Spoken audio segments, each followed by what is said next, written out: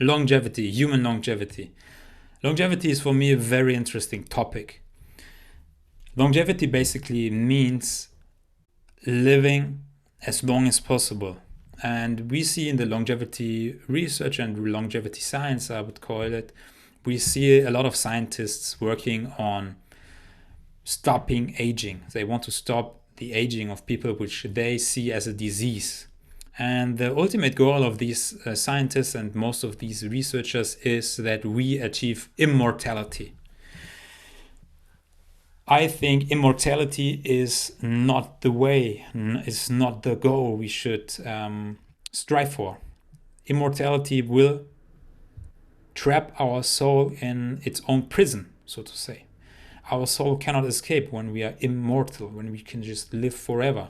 And I think that this is something beautiful and meaningful, because just by being aware that we will die one day makes every moment so much more worth living and worth appreciating. And you know, just because I know that in 50 years I'm going to be 80 and my son is going to be 50, and it will just happen in a minute or in a second, in a blink, in a blip. And this is just making me appreciate every single second I have with them.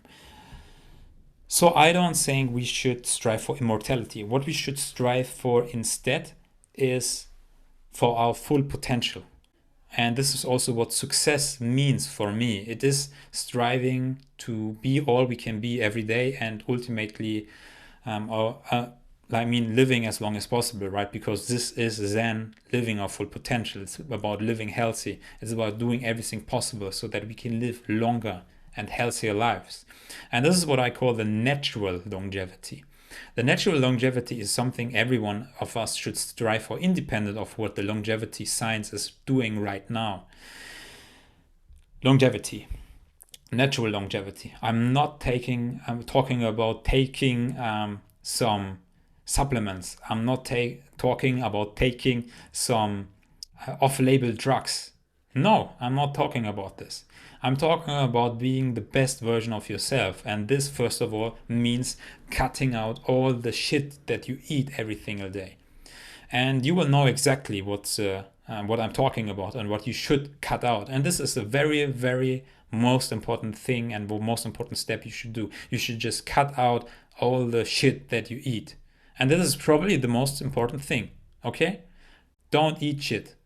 And then the second step is probably to improve what you are eating and consuming. So maybe you cut out all the shit and you're still eating animal proteins, for example. And the research is quite clear, and I don't want to be an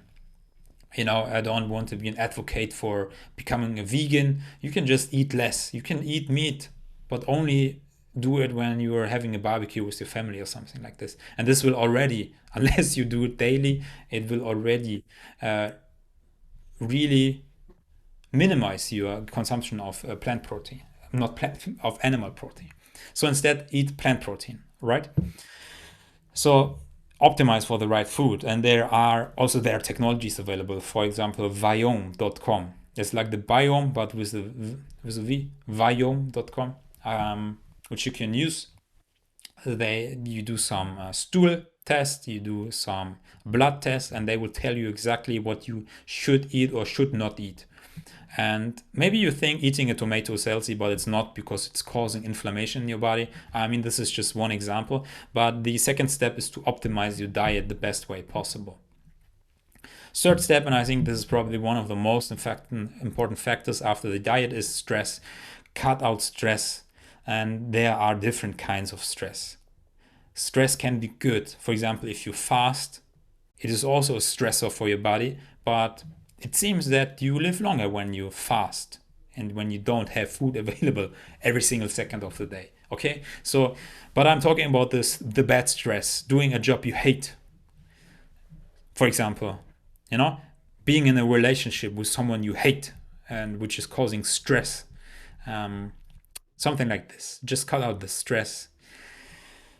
You should have stress, obviously, but it's a positive stress and it's a different kind of stress. And if you're listening, you probably name what the bad stress in your life is and what the good stress in your life is.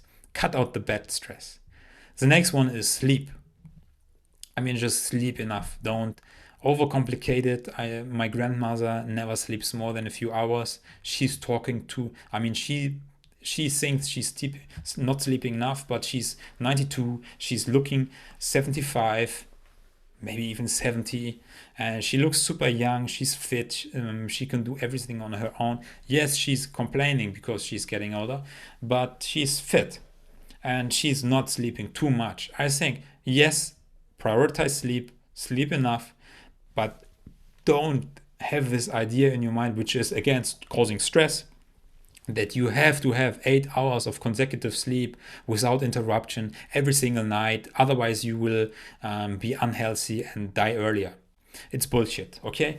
You should prioritize sleep. You should not, sleep completely crazy, like 2 hours a day and the rest of the night play video games. No, but rest and sleep, prioritize it. And you can, by the way, you can minimize sleep by having the right diet. And I experienced this myself when I switched to it was mostly raw vegan, plant-based, so vegan diet. I slept less. I woke up, I'm not sure, I woke up after 5 hours. I woke up after 5.5 hours of sleep. I just woke up and I was fine. I was rested. I was just awake. I didn't need a coffee throughout the entire day. I was just awake. I was just fully energized. So first of all, the food you consume determine the sleep quality you have. Okay. And yeah, what I also just mentioned is if you have this idea in your head that you have to have 8 hours of sleep every single day, otherwise you're not healthy and it's bad for you, then this will trigger in your mind and in your head that it's not bad, and then it will not be good for you. Obviously, if you have 6 hours of sleep, you will feel horrible, but not because the sleep was horrible or because you're very tired, but because in your head you tell yourself that you have to have 8 hours of sleep. So don't stress about sleep is what I want to say. You can become very healthy and very old when you have little sleep, in my honest opinion. And look at all the monks, look at all the yogis who wake up very, very early and to meditate, to pray. It's just something you should keep in mind. Sleep. So pay attention, but don't overstress over sleep, okay?